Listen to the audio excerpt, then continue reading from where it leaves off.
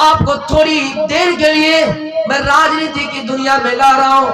ये फैसला पहले हो चुका है कि 22 जनवरी 2024 को राम मंदिर का उद्घाटन होगा। मेरे भाइयों, हम खुश हैं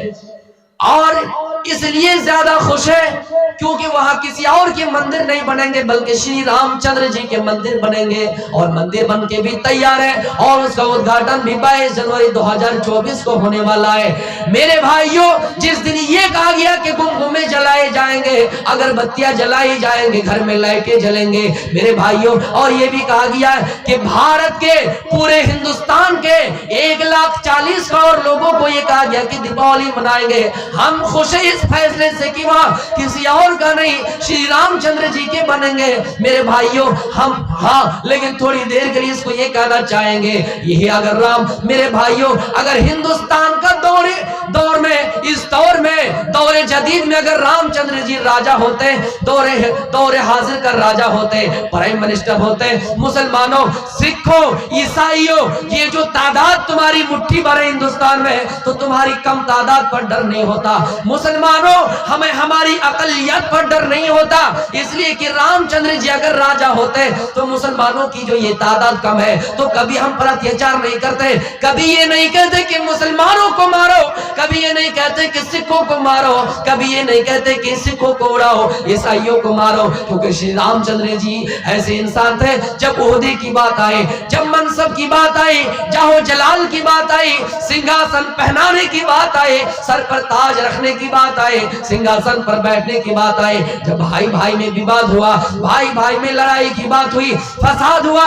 तो इसी चीज को खत्म करने के लिए श्री रामचंद्र जी वनवास चले गए, नरम गरम बिस्तर छोड़ दिए, अपना इलाका छोड़ दिए, सर में ताज पहनना छोड़ दिए, सिंहासन पे बैठना छोड़ दिए। इसलिए मेरे भाइयों, मुसलमानों, हमें ये मालूम है कि कुछ राम भक्त, जो राम भक्त नहीं अनभक्त है, 22 जनवरी को गुमगुमे जलाएंगे और जय श्री राम का नारा देकर, मेरे भाइयों, भड़काऊ भाषण देकर, जज्बात में आकर मुसलमानों को मारेंगे, मुसलमानों को सताएंगे, मेरे भाइयों, खून खराबा करेंगे। लेकिन हमें इसको अफसोस नहीं करना है, इसलिए कि हमें भी खुशी है कि रामचंद्र जी की वहां मंदिर बनेंगे और रामचंद्र जी पर हमारा वैसा भी यकीन है कि अगर रामचंद्र जी दौरे हाजिर के बादशाह होते, मुसलमानों, हमें हमारी अकलियत पर डर नहीं होता, ईसाइयों, तुम्हें भी तुम्हारी अकलियत पर डर नहीं होता, इसलिए हम और आप खुशी भी मनाए और इस खुशी में हम और आप शामिल रहे। मेरे भाइयों, इस तकरीर जो मैं बताना चाहता हूं कि अल्लाह के रसूल सल्लल्लाहु अलैहि वसल्लम ने यतीम की जमीन इसलिए नहीं ली क्योंकि हो सकता है आने वाली नस्ल ये कहे कि मोहम्मद रसूलुल्लाह बड़े ताकतवर थे, मोहम्मद रसूलुल्लाह ने जबरदस्ती यतीम बच्चों से जमीन छीन लिए। मेरे नबी को ये ख्याल है, मेरे नबी को ये सोच है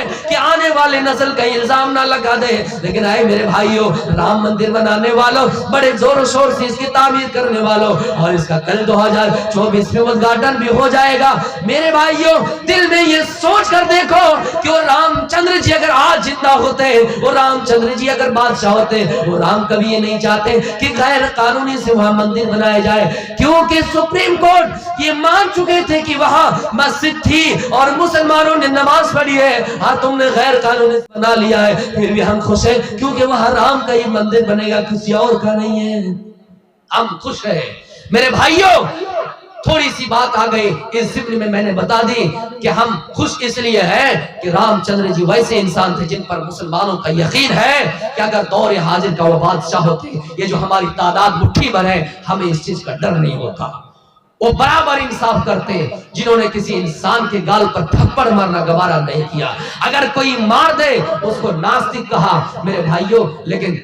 दौरे हाजिर में क्या कहिएगा, इंसान की सोच बदल गई है। इसीलिए रामायण के अंदर कहा गया, जाकी रहे भावना जैसी, प्रभु मूरत देखी क्यों जैसी। यानी जिसको आप जिस दृष्टि से देखिएगा आपको वैसे ही नजर आएंगे। मुसलमानों को अगर आतंकी की नजर से देखिएगा आपको लगेगा, लेकिन हकीकत में वैसा नहीं है। तो मेरे प्यारे साथियों, हमें और आपको इसका एहसास करना चाहिए कि हम जिंदगी में जो कुछ कर रहे हैं इसका हिसाब क्यों नहीं कर लेते।